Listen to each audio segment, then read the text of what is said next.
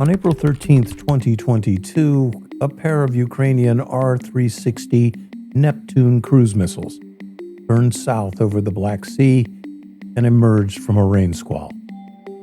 Traveling just under the speed of sound, their target was the guided missile cruiser Moskva, flagship of Russia's Black Sea Fleet. Hours later, the burning hulk of Moskva sank to the muddy seabed, a victim of Russian hubris and Ukrainian audacity. This stunning blow was just the opening act of Ukraine's Black Sea campaign, rewriting the rules of surface warfare and making naval history. I'm former Navy SEAL Chuck Pfarrer, and today we'll take a look at Ukraine's Black Sea campaign. So join me at the Kyiv Post's Point of Impact.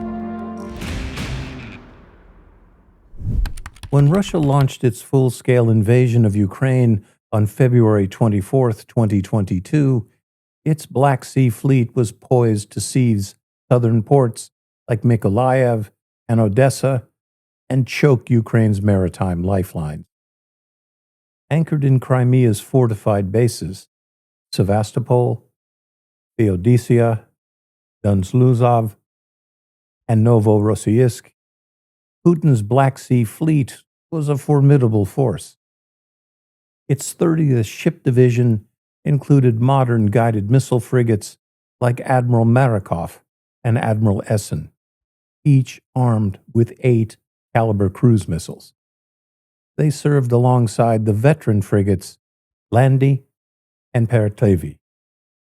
The 4th Submarine Brigade operated 5 Kilo-class submarines, while the 197th Assault Ship Brigade fielded 8 amphibious Recapture-class tank landing ships, reinforced by 6 additional assault craft. Russia's 41st Missile Boat Brigade deployed guided missile corvettes, 13 of them, newly built and supported by minesweepers, high-speed anti-saboteur patrol boats, and intelligence-gathering ships like the Pryozovi and the Ivan Kurs.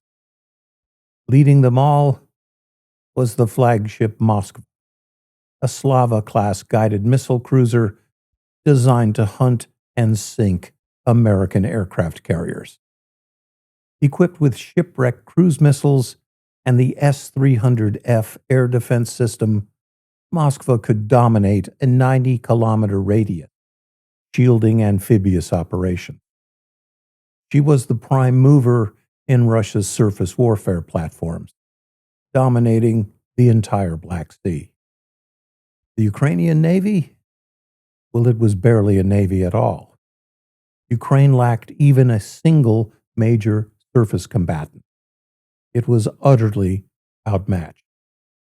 Naval analysts worldwide didn't give Ukraine the ghost of a chance. Russia's plan was clear: dominate the western Black Sea, enforce a naval blockade, land troops to capture key ports, and enforce an airtight blockade to strangle Ukraine's international commerce and maritime trade. A Russian Goliath faced down Ukraine, definitely playing David. Yet, through audacity, ingenuity, and asymmetrical warfare, Ukraine's Navy and elite Naval Special Warfare forces would not only turn the tide, but rewrite the book on naval surface warfare. Russia's campaign began with a demand for the surrender of Ukraine's 80-strong garrison on Snake Island, 37 kilometers off the coast. The cruiser Moskva coasted offshore, weapons aimed. The defenders' defiant reply, Russian warship, go f*** yourself, became a global rallying cry.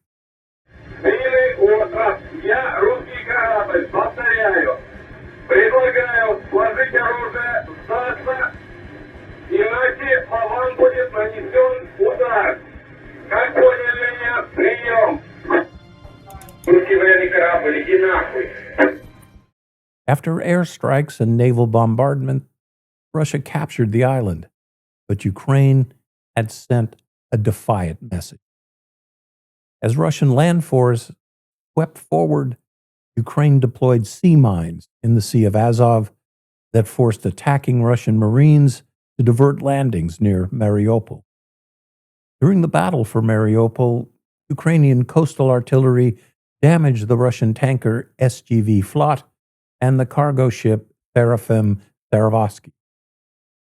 The city of Mariupol fell after a valiant defense, but Ukraine was poised to strike back, and Moskva was in their crosshairs. April 13th, two R-360 Neptunes launched from a coastal battery hit Moskva. Incredibly, the cruiser's air defense radars had been switched off to avoid interfering with SATCOM system. Moskva never saw what hit them. The two Neptunes slammed into the cruiser's port side directly amidships. Within hours, Moskva sank, the largest warship lost in combat since World War II. The loss of the cruiser crippled Russia's air defense and surface search umbrella and sent a grim message. No Russian ship in the Black Sea was safe. If a guided missile cruiser couldn't defend itself, what chance did Russia's amphibious ships have? Filled to the brim with troops, tanks, fuel, and ammo, Russia's Rapuchka-class LSTs were now sitting ducks. They were withdrawn from their roles as amphibious assault ships. These vessels had once been the primary means of force projection in the Black Sea region. At a stroke, Ukraine had rendered Russia's amphibious operations tactically irrelevant. Ukraine shifted gears.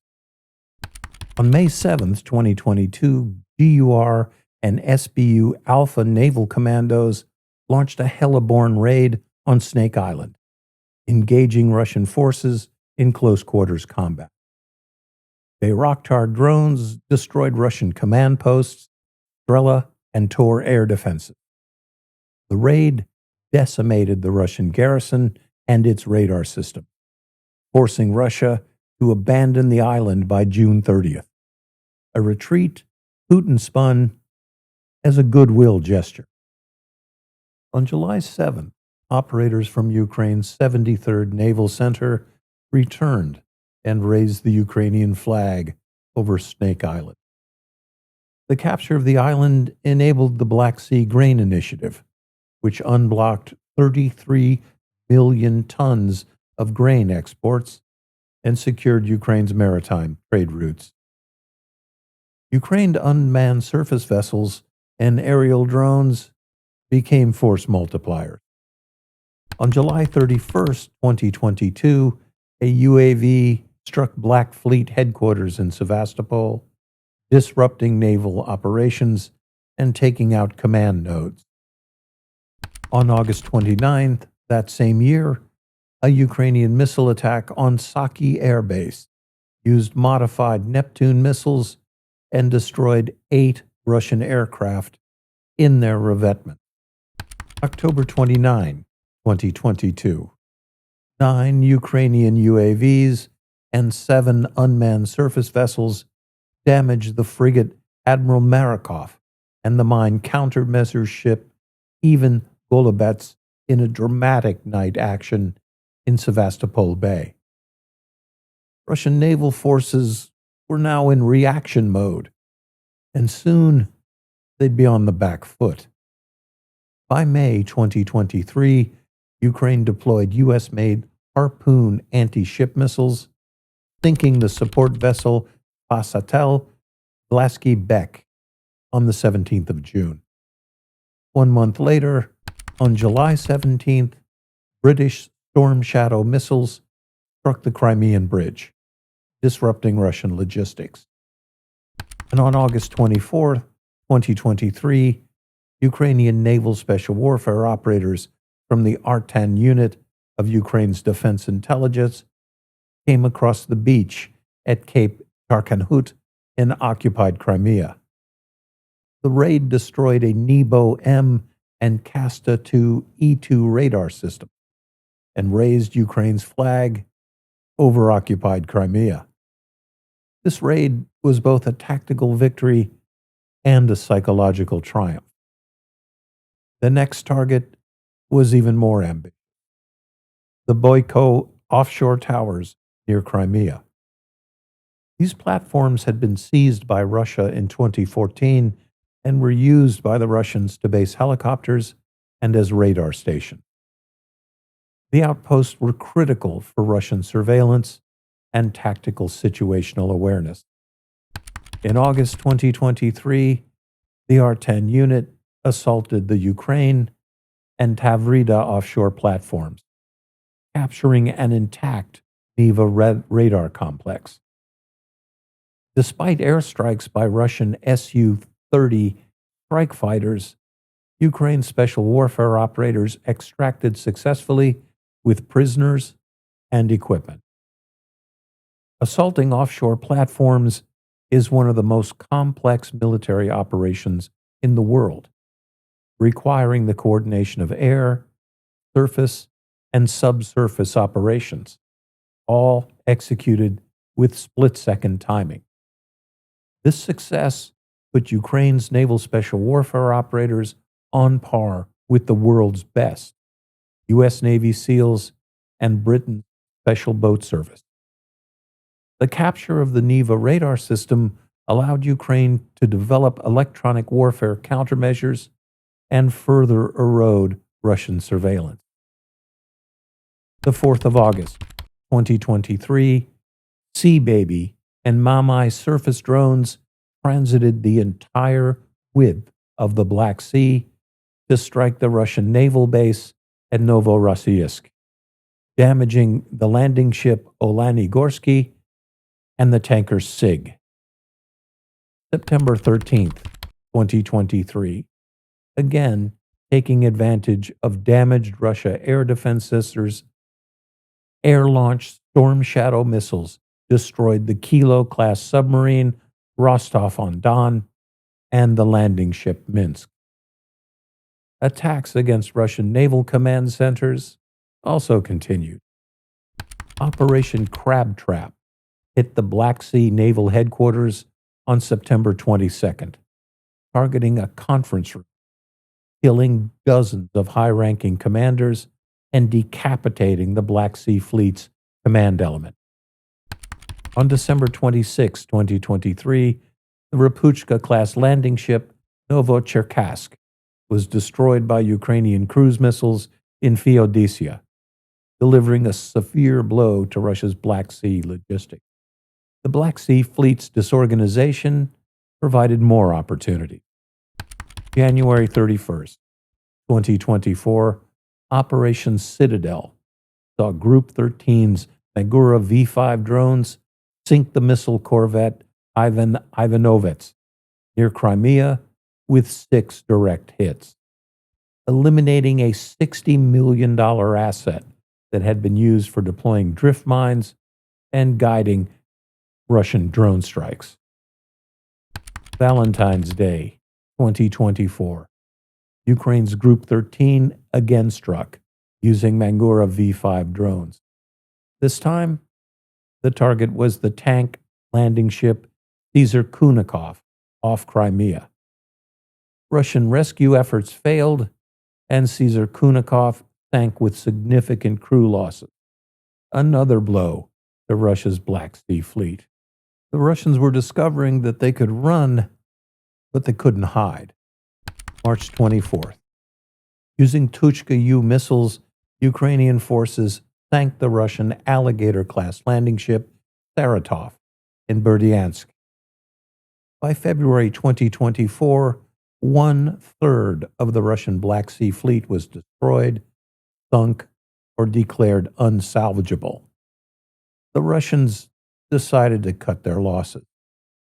The remaining 2/3 of the Black Sea Fleet retreated 300 kilometers east to the Russian port of Novorossiysk, as far away as they could go.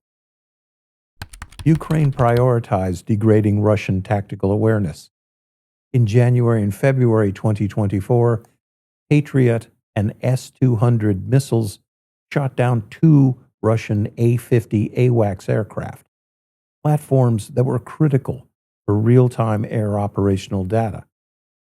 With likely fewer than 5 A-50s remaining, and those constrained by maintenance issues and crew shortages, Russia's radar surveillance and situational awareness were severely impaired, enhancing the effectiveness of Ukraine's surface operation. And Ukraine took full advantage.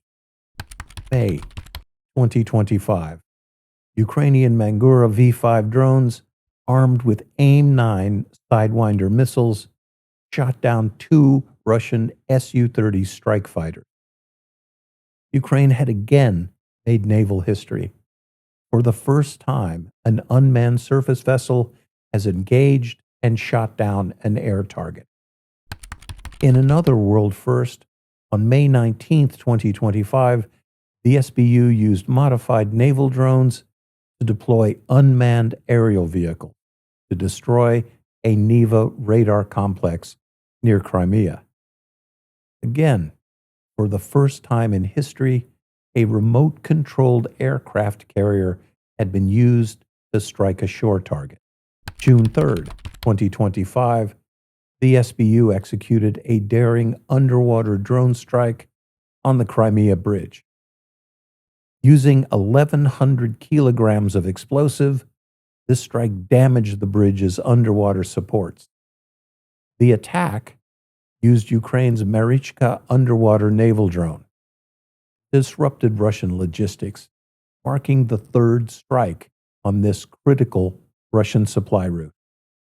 Exploiting Russian radar blind spots, again on 29 July, Ukraine's Naval Special Warfare forces conducted a daring raid on the Tenrivka Spit in Kherson Oblast. This operation eliminated Russian personnel and captured a top-secret Zont electronic warfare system. Analyzing this equipment, Ukrainian technicians were quick to exploit vulnerabilities in Russia's electronic warfare system, further crippling Russia's ability to detect drones and enhancing Ukraine's naval operation.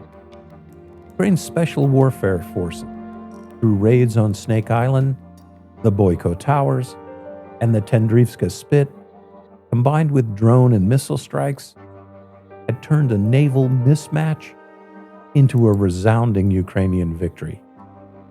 This triumph of asymmetrical warfare, fueled by innovation and world-class special warfare, secured Ukraine's maritime trade routes, ensured vital grain exports, and reshaped the Black Sea's strategic landscape, marking a historic victory against a once dominant adversary. Ukraine's Black Sea triumph is emblematic of Ukraine's fight. Improvise, adapt, and overcome. Ukraine had proven that a well-prepared and tenacious David can kick the hell out of Goliath. Hey, for the Kyiv Post, I'm former Navy SEAL Chuck Pfarrer. I'm going to see you again at the point of impact.